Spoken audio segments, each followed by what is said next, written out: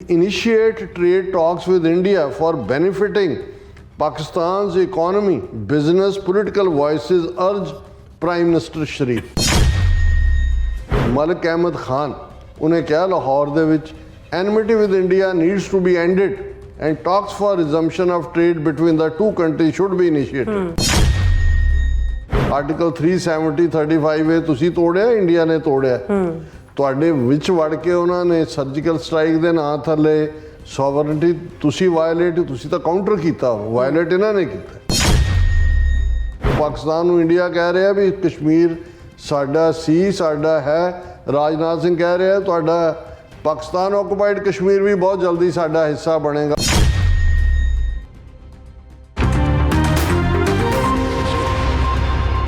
ਦਰਸ਼ਕੋ, break ਤੋਂ ਬਾਅਦ ਤੁਹਾਡਾ ਸਭ ਦਾ ਭਰਪੂਰ ਸਵਾਗਤ ਹੈ। ਸੋ ਵਿਊਅਰਸ, ਗੱਲਬਾਤ ਕਰਨ ਜਾ ਰਹੇ ਹਾਂ ਕਿ ਪਾਕਿਸਤਾਨ ਦੀ ਸਰਕਾਰ ਅਤੇ ਉਹਨਾਂ ਦੇ ਵਪਾਰਕ ਅਦਾਰੇ ਭਾਰਤ ਨਾਲ ਵਪਾਰ ਕਰਨ ਲਈ ਤਰਲੋ ਮੱਛੀ ਹੋ ਰਹੇ ਨੇ।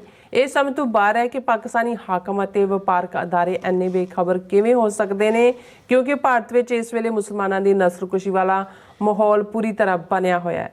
ਕੀ ਇਸ ਨੂੰ ਬੇਗੈਰਤੀ ਕਹਿਣਾ ਜਾਇਜ਼ ਨਹੀਂ ਹੋਏਗਾ? ਸੋ ਇਸ ਬਾਰੇ ਆਪਾਂ ਗੱਲਬਾਤ ਕਰਨ ਜਾ ਰਹੇ ਹਾਂ। ਸੋ ਅਸੀਂ ਚਾਹਾਂਗੇ ਕਿ ਤੁਸੀਂ ਇਸੇ ਤਰ੍ਹਾਂ ਬੜੇ ਰਹਿਣਾ।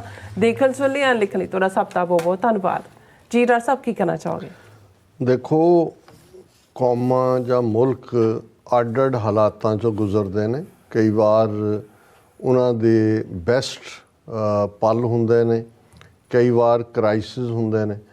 ਪਰ ਜਿਹੜੀਆਂ ਕੌਮਾਂ, ਜਾਂ ਮੈਂ ਇਸ ਨੂੰ ਹੋਰ ਵੀ ਮੁਲਕ ਤੋਂ ਵੀ ਬਿਯੋਂਡ ਸੱਭਿਅਤਾਵਾਂ ਵੀ ਕਹਾਂ, ਤਹਿਜ਼ੀਬਾਂ ਆਪਣੇ ਅਸੂਲਾਂ ਦੇ ਨਾਲ ਸਮਝੌਤਾ ਨਹੀਂ ਕਰਦੀਆਂ ਔਰ ਸੋਲਿਡਲੀ ਖਲੋਤੀਆਂ ਰਹਿੰਦੀਆਂ ਨੇ, ਜਿਨ੍ਹਾਂ ਵੈਲਿਊਜ਼ ਨੂੰ ਉਹਨਾਂ ਦੇ ਵਡੇਰਿਆਂ ਨੇ ਜਾਂ ਜਿਨ੍ਹਾਂ ਨੂੰ ਇਖਲਾਕੀ ਤੌਰ ਦੇ ਉੱਤੇ ਠੀਕ ਵੈਲਿਊਜ਼ ਕਿਹਾ ਜਾਂਦਾ ਹੈ, ਉਸ ਕ੍ਰਾਈਸਿਸ 'ਚੋਂ ਨਿਕਲ ਆਉਂਦੀਆਂ ਨੇ।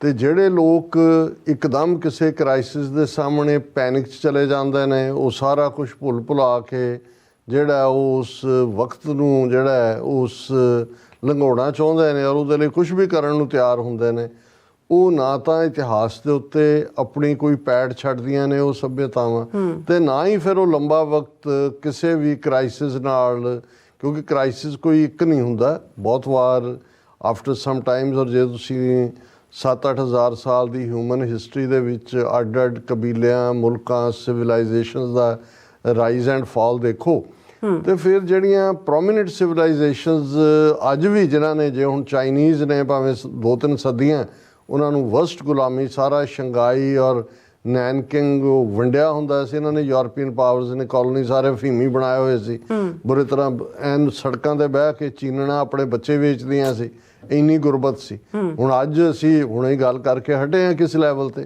ਕਿਉਂਕਿ ਉਹਨਾਂ ਨੇ ਫਿਰ ਆਪਣਾ ਪ੍ਰਾਈਡ ਰਿਸਟੋਰ ਕੀਤਾ, ਆਪਣੀ ਬੋਲੀ, ਆਪਣਾ ਕਲਚਰ, ਆਪਣਾ ਦੂਜਾ। ਜਦੋਂ ਚਾਈਨਾ 1949 ਦੇ ਵਿੱਚ ਹੁੰਦਾ, ਹੁਣ ਤਾਂ ਇਹ ਦਿੱਲੀ ਔਰ ਦੂਜੇ 'ਚ ਬੈਠੇ ਨੇ ਅੰਗਰੇਜ਼ਾਂ ਦੀਆਂ ਬਣਾਈਆਂ ਬਿਲਡਿੰਗਾਂ ਦੇ ਵਿੱਚ ਚੌੜੇ ਹੋ ਕੇ, ਔਰ ਉਹਨਾਂ ਨੂੰ ਆਪਣਾ ਕਹੀ ਜਾਣ, ਪ੍ਰੈਜ਼ੀਡੈਂਟ ਹਾਊਸ ਕਹਿਣ, ਪਾਰਲੀਮੈਂਟ ਭਵਨ ਕਹਿਣ, ਪ੍ਰਧਾਨ ਮੰਤਰੀ ਆਵਾਸ ਕਹਿਣ। ਚਾਈਨਾ ਨੇ ਸਭ ਬੁਲਡੋਜ਼ ਕਰਤੀਆਂ ਸੀ ਜਿਹੜੀਆਂ ਕਲੋਨੀਅਲ ਪੀਰੀਅਡ ਦੀਆਂ ਬਣੀਆਂ ਬਿਲਡਿੰਗ। ਉਹਨਾਂ ਨੇ ਕਿਹਾ ਵੀ ਬਿਲਕੁਲ ਨਹੀਂ, ਅਸੀਂ ਆਪਣੀ ਜਿਹੜੀ ਹੈ ਤਹਿਜ਼ੀਬ ਨੂੰ ਰੱਖ ਕੇ ਤੋਂ। ਸੋ ਇਹ ਉਹਦੇ 'ਚੋਂ ਫਿਰ ਕੌਮਾਂ ਸਰਵਾਈਵ ਕਰਦੀਆਂ ਨੇ, ਨਿਕਲਦੀਆਂ ਨੇ, ਔਰ ਵਿਦਿਨ 70 years ਉਹ ਕਿੱਥੇ ਚਲੇ ਗਏ? ਇਹਨਾਂ ਨੂੰ ਵੀ 70 ਸਾਲ ਹੋਏ ਨੇ। ਇੰਨੇ ਰੀਸੋਰਸ, ਇੰਨਾ ਕੁਝ ਹੋਣ ਦੇ ਬਾਵਜੂਦ ਭਾਰਤ ਦਾ ਹਾਲ ਦੇਖ ਲਓ, ਕਿੱਥੇ ਬੈਠੇ ਹੋਏ ਨੇ। 3.5 ਟ੍ਰਿਲੀਅਨ ਦੀ ਇਕੋਨਮੀ, ਅਤੇ 80 ਕਰੋੜ ਲੋਕਾਂ ਨੂੰ 5 ਕਿਲੋ ਜਿਹੜਾ ਮਹੀਨੇ ਦਾ ਉਹ ਅੰਨ ਦਿੰਦੇ ਨੇ, ਅਤੇ ਉਹਨਾਂ ਦੇ ਚੁੱਲ੍ਹਿਆਂ 'ਤੇ ਰੋਟੀ ਪੱਕਦੀ ਹੈ। ਇਹ ਗ੍ਰੇਟ ਪਾਵਰ ਬਣੇ ਹੋਏ ਨੇ। ਹੁਣ ਪਾਕਿਸਤਾਨ ਦੇਖੋ, ਮੈਂ ਜਦੋਂ ਵੀ ਪਾਕਿਸਤਾਨ ਦੀ ਗੱਲ ਕਰਦਾ, ਦਿਲ ਦੇ ਵਿੱਚ ਦੁੱਖ ਵੀ ਹੁੰਦਾ, ਅਫਸੋਸ ਵੀ ਹੋ ਰਿਹਾ ਹੁੰਦਾ, ਕਿਉਂਕਿ ਅਸੀਂ ਹਿਤੈਸ਼ੀ ਹਾਂ, ਅਸੀਂ ਮਿੱਤਰ ਹਾਂ, ਔਰ ਇਕੱਲੇ ਇਹੀ ਨਹੀਂ ਕਿ ਵੀ ਹਮਸਾਏ ਹੈ।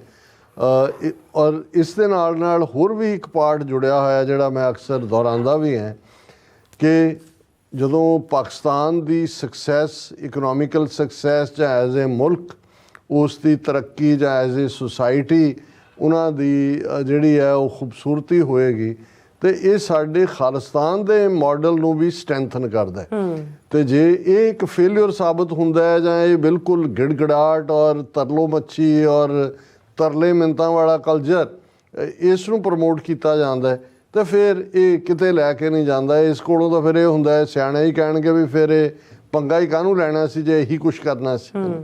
ਹੁਣ ਗੱਲ ਅਸੀਂ ਅਜੇ ਕੱਲ੍ਹ ਗੱਲ ਕੀਤੀ ਕਿ ਭਾਈ ਮੈਨੂੰ ਚੰਗਾ ਲੱਗਾ ਔਰ ਮੈਂ ਇੱਕ ਸੈਗਮੈਂਟ ਇਹਦੇ 'ਤੇ ਕੀਤਾ ਕਿ ਈਰਾਨ ਦੇ ਪ੍ਰੈਜ਼ੀਡੈਂਟ ਇਬਰਾਹਿਮ ਰਿਆਸੀ ਆਏ ਹੋਏ ਸੀ ਪਾਕਿਸਤਾਨ 3 ਰੋਜ਼ਾ ਦੌਰੇ 'ਤੇ ਔਰ ਜਿਹੜੀ ਜੁਆਇੰਟ ਸਟੇਟਮੈਂਟ ਕਲੋਜ਼ਿੰਗ ਸੀ ਉਹਦੇ 'ਚ ਦੋਨਾਂ ਨੇ ਕਸ਼ਮੀਰ ਦਾ ਮੁੱਦਾ ਜਿਹੜਾ ਗੱਲਬਾਤ ਰਾਹੀਂ ਹੱਲ ਕਰਨ ਔਰ ਕਸ਼ਮੀਰੀ ਲੋਕਾਂ ਦੀ ਜਿਹੜੀ ਹੈ ਮਨਸ਼ਾ ਅਨੁਸਾਰ ਐਜ਼ ਪਰ ਜਿਹਨੂੰ ਅਸੀਂ ਰਾਏ ਸ਼ੁਮਾਰੀ ਕਹਿੰਦੇ ਹਾਂ ਜਾਂ ਉਹਨਾਂ ਦੀ ਰਾਈਟ ਆਫ ਸੈਲਫ ਡਿਟਰਮੀਨੇਸ਼ਨ। ਹਾਲਾਂ ਮੈਨੂੰ ਇੱਕ ਅੱਧੇ ਹਿੰਦੂ ਤਵੀ ਨੇ ਚੈਲੰਜ ਕੀਤਾ ਕਿ ਜੀ ਦੇਖੋ ਤਾਂ ਬਚਦਾ ਰਿਹਾ ਈਰਾਨ ਵਾਲਾ, ਜ਼ਬਰਦਸਤੀ ਉਹਦੇ ਮੂੰਹ 'ਚ ਪਾ ਰਹੇ ਸੀ ਲਫ਼ਜ਼, ਤੁਸੀਂ ਆਹ ਕਰ ਰਹੇ ਹੋ।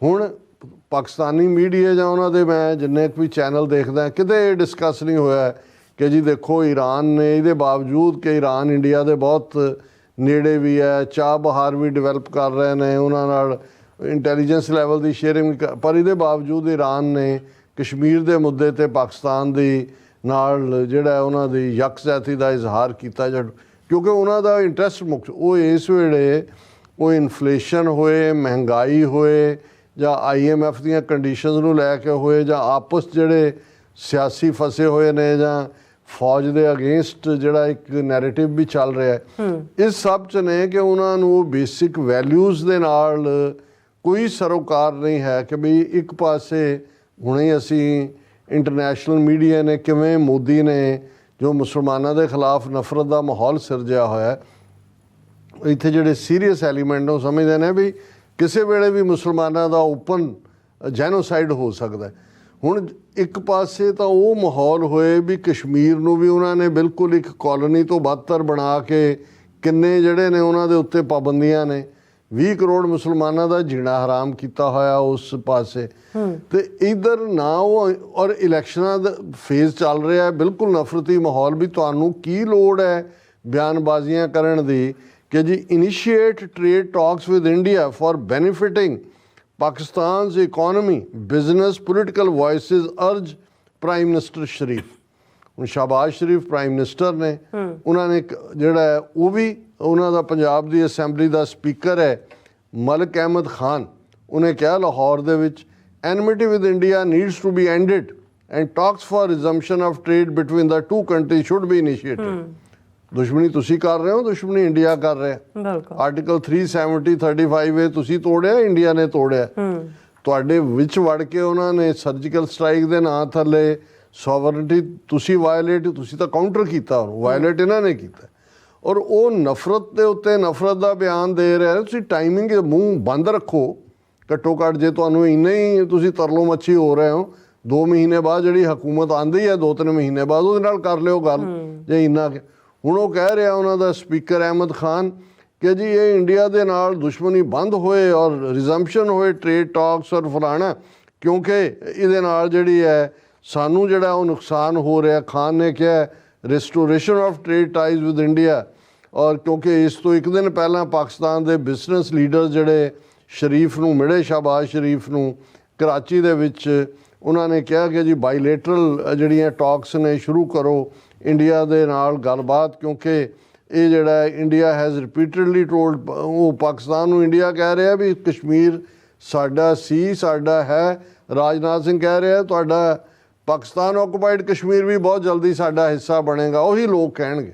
ਹੁਣ ਇਸ ਸਾਰੇ ਨੂੰ, ਔਰ ਇਹ ਮੇਰਾ ਪੜ੍ਹਨ ਨੂੰ ਵੀ ਜੀ ਨਹੀਂ ਕਰਦਾ ਜੋ ਇਹ ਇੱਕ ਦੂਜੇ ਨੂੰ ਇਹ ਲੱਗੇ ਹੋਏ ਨੇ ਕਹਿਣ ਕਿ ਜੀ ਇਹ ਤਾਂ ਬਿਲਕੁਲ ਹੀ, ਇਹ ਤਾਂ ਉਹੀ ਬਾਰ-ਬਾਰ, ਹਾਲਾਂ ਮੈਨੂੰ ਇਹ ਪੰਜਾਬੀ ਦਾ ਖਾਣ ਚੰਗਾ ਨਹੀਂ ਲੱਗਦਾ ਕਿਉਂਕਿ ਇਹ ਸ਼ੋਅ ਕਰਦਾ, ਪਰ ਗੱਲ ਉਹੀ ਹੈ ਵੀ ਉਹ ਫਿਰੇ ਨੱਥ ਕਢਾਉਣ ਨੂੰ, ਉਹ ਕਹੇ ਨੱਥ ਕਢਾਉਣ ਨੂੰ, ਉਹ ਫਿਰੇ ਨੱਕ ਵਢਾਉਣ ਨੂੰ, ਕਿ ਬਈ ਤੁਸੀਂ ਜਿਹੜਾ ਇਸ ਲੈਵਲ 'ਤੇ ਚਲੇ ਗਏ ਔਰ ਇਹ ਕਿਸ ਕਿਸਮ ਦੀ ਇਹ ਤੁਹਾਡੀ ਸਿਚੁਏਸ਼ਨ ਹੈ ਵੀ ਤੁਸੀਂ ਬਿਲਕੁਲ ਹੀ ਤਰਲੋ ਮੱਛੀ ਕਰ ਰਹੇ ਹੋ। This is shameful. ਜੀ ਰਾਜ ਸਾਹਿਬ ਤੁਹਾਡਾ ਬਹੁਤ ਬਹੁਤ ਧੰਨਵਾਦ। ਸੋ ਇੱਥੇ ਲੈਣ ਬ੍ਰੇਕ, ਵਿਊਅਰਸ ਤੁਸੀਂ ਇਸੇ ਤਰ੍ਹਾਂ ਬਣੇ ਰਹਿਣਾ, ਮਿਲਦੇ ਹਾਂ ਛੋਟੇ ਜਿਹੇ ਵਕਫੇ ਤੋਂ ਬਾਅਦ।